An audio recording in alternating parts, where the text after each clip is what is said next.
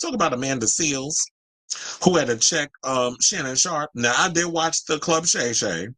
I don't know if y'all did, but we're going to play the clips. But actually, what I'm going to do is I'm going to play the audio and I'm going to put up the clip because I don't know. I don't want us to get flagged or whatever the case is and, for copyright and all that other mess. So I'm going to just play out the audio because, whenever it comes to Amanda Seales, you need to hear shit in her voice rather than me reading it.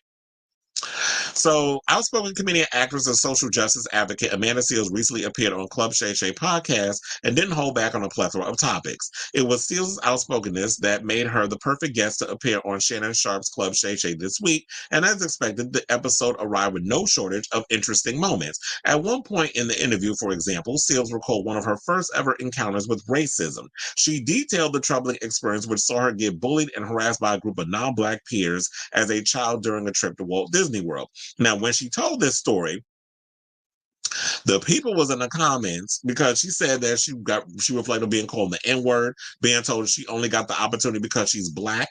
And Sharpe basically chimed in and seemed like he was team mean kids.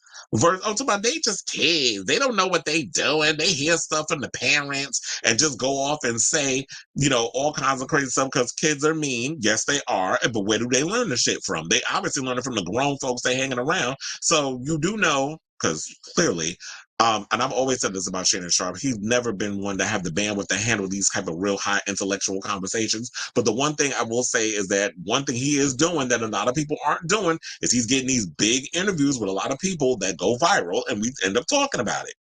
So this is what he said, and I'm going to play the clip. Please hold. And I was in the situation at Disney. I was there as the only Black girl, and there was a whole crew. It's like 12 of us. And so I was called an N-word right there while I was there. And I was also bullied while I was there because I was told that you're only here because you're Black. You can't really dance. You're just here because you're Black. So don't get any ideas. So that's what I'm being told by the other children. Does that suffice as racist to you, or would you want to call it something else? Is that just kids being mean? The kids. So let me ask you a question. As a child, you never said anything derogatory? You was just this model citizen as a child? I mean, children. Now, we're talking children, not functioning adults. Now, you told me adults, parents were telling you this, or the execs or people that are in charge of Disney are telling you this. I could agree with it. But at 89, you're probably 8, 9 years of age. Maybe younger. So you have no problem with the children that were cursing out Ruby Bridges and the Little Rock Nine? Do you think that was just them being kids? Two things can be true. Kids can be kids and not function as an adult, and things can be wrong. And sometimes when kids say things, they're repeating what they heard their parents say. They don't know it's wrong. So what about the children who are receiving it that know it's wrong? Does that not matter? Yes. So if I'm 10 and I'm receiving that treatment and I know it's wrong, does it make my experience of it less? It doesn't make it less valid. No. So that's what we're here to talk about, my experience. Yes.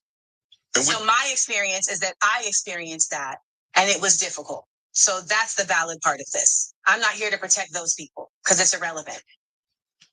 Absolutely, sis. And that's what I was going to say. It's like, yeah, and that's the thing I hate about people is that y'all will sit and protect a gaslighter. Y'all will sit and protect the people that be out there perpetrating the bullying and the negative shit, but y'all won't give that same energy to the people that it's like, well, wait a minute, because it's clear that at 10 years old, Amanda's family let her know as a Black girl, which is what happens in a lot of Black households. I don't know. Shout out to the white people that's watching. If y'all don't know, I'm about to tell y'all. So a lot of times when we grow up as children of color, we are sat down by our parents and told that, you know what, because you're light skinned or you're Black or whatever the case is, these are the things that you're going to have to prepare yourself for when you're going out in the real world and you're dealing with certain people. That there are going to be people out there that calls you the N-word. That there's going to be people out there who are going to say and do certain things to you and try to devalue who you are as a person.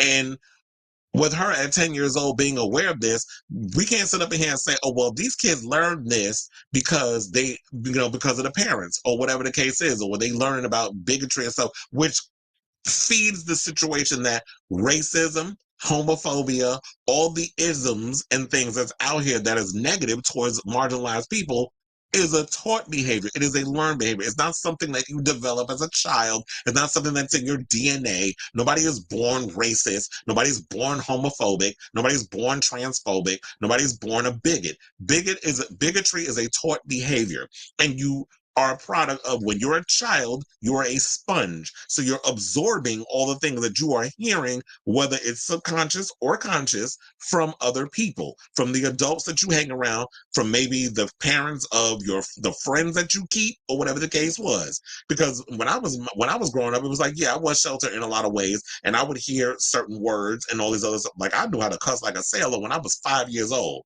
and well, one is because my mother's mouth was pretty ruthless as well. And number two, it was like when I had babysitters and I would go to people's house, like I would always hear things and I would pick up on those. And that's how I knew how to read from the older Black women, not only just them, but from the gays as well. When I got older, how to not manifest, how to nourish it and to really give in the art of reading.